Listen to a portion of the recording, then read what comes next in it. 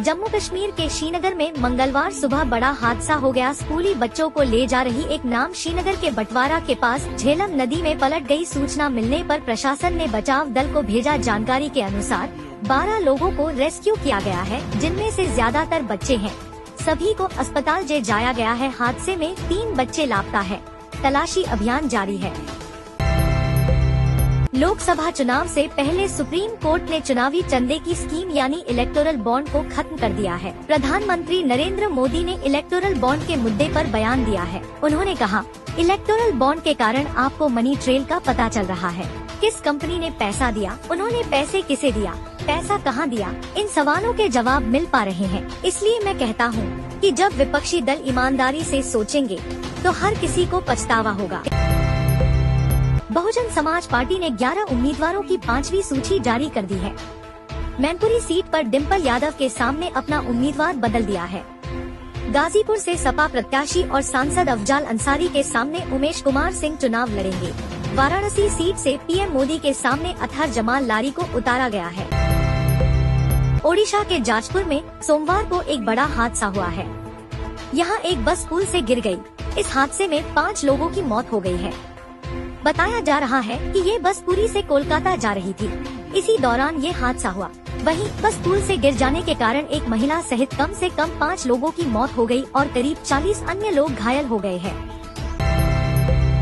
Delhi high court ने सोमवार को पॉक्सो एक्ट के मामले में एक शख्स को बरी कर दिया है। हाई कोर्ट ने शख्स को रिहा करते हुए कहा कि इस मामले में सबूत की कमी और विरोधाभास है। हाई कोर्ट ने कहा कि जिस तरह गलत तरीके से बरी किया जाना लोगों के भरोसे को हिला देता है, उसी तरह गलत तरीके से दोषी ठहराया जाना भी कहीं अधिक बुरा होता है।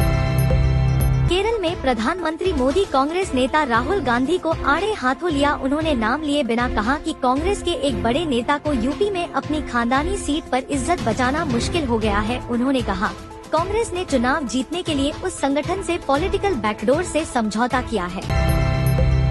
दिल्ली समेत देश के कई राज्यों में गर्मी का प्रकोप देखा जा रहा है। मौसम विभाग ने गंगेय पश्चिम बंगाल, तेलंगाना, ओडिशा, तटीय आंध्र प्रदेश में 18 अप्रैल तक भीषण गर्मी और हीटवेव लू पड़ने की चेतावनी जारी की है। इसके अलावा उत्तर प्रदेश, बिहार, हरियाणा, पंजाब में भी गर्मी का असर देखा जा रहा है।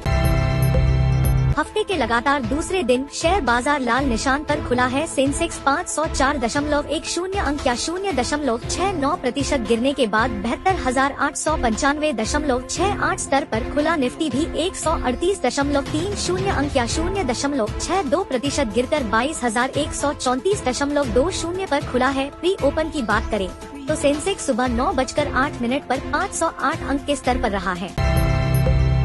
ईरान और इजरायल के बीच के तनाव ने कई देशों की सिरदर्दी बढ़ा दी है। ईरान के हमले के बाद सभी की निगाहें इजरायल की प्रतिक्रिया पर लगी हैं।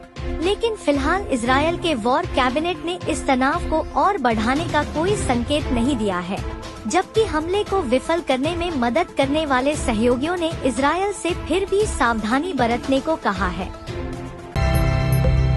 सोमवार को रॉयल चैलेंजर्स बेंगलुरु और सनराइजर्स हैदराबाद के बीच चिन्नास्वामी में खेला गया मुकाबला भी रिकॉर्ड से भरा रहा। सनराइजर्स हैदराबाद ने इस मैच में टूर्नामेंट के इतिहास का सबसे बड़ा 287 रनों का स्कोर खड़ा किया। जवाब में आरसीबी ने जीत दर्ज करने की पूरी कोशिश की, लेकिन टीम अंत में 25 रन पीछे रह गई और उसे एक और हार का सामना करना पड़ा।